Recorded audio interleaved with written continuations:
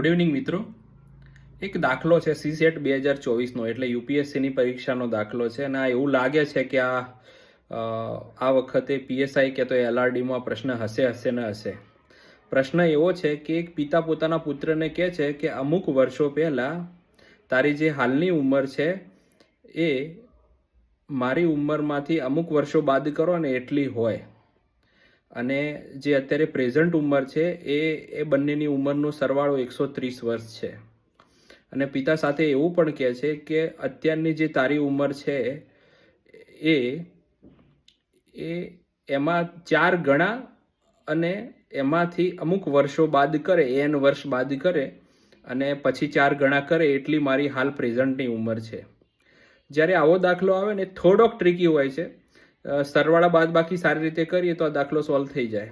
જોઈ લઈએ. ત્યારે n વર્ષ પહેલાં પિતાની ઉંમર f અને પુત્રની ઉંમર s જેટલી હતી, તો શું લખાશે? s બરાબર f માઇનસ n લખાશે. હવે શું કીધું છે કે અત્યારની જે મારી ઉંમર છે એ 4 ગણી છે તારા ઉંમરનામાંથી n માઇનસ ઉંમર વર્ષ બાદ કરીએ તો 4 બરાબર કાઉન્સમાં s માઇનસ n લખાય. તો હવે sની જગ્યાએ f માઇનસ n લખી શકાય, તો આપણે લખી દઈએ. તો બરાબર f બરાબર 4 કાઉન્સમાં f માઇનસ n બરાબર ને. હવે સાદું રૂપ આપી દઈએ તો 4f minus 4n minus 4n, તો શું થશે? 4f માઇનસ 8n બરાબર છે.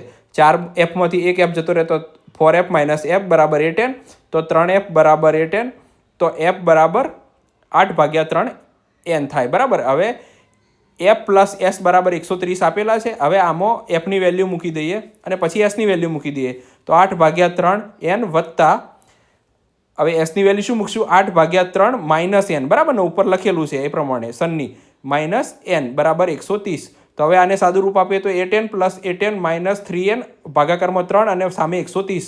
હવે 16n માઇનસ 3n અને 130 ગુણ્યા 3 સામે ગુણાઈ ગયા એટલે તો 13n બરાબર 390. તો n બરાબર કેટલા થાય? 30 થાય બરાબર. એનની વેલ્યુ આવી ગઈ.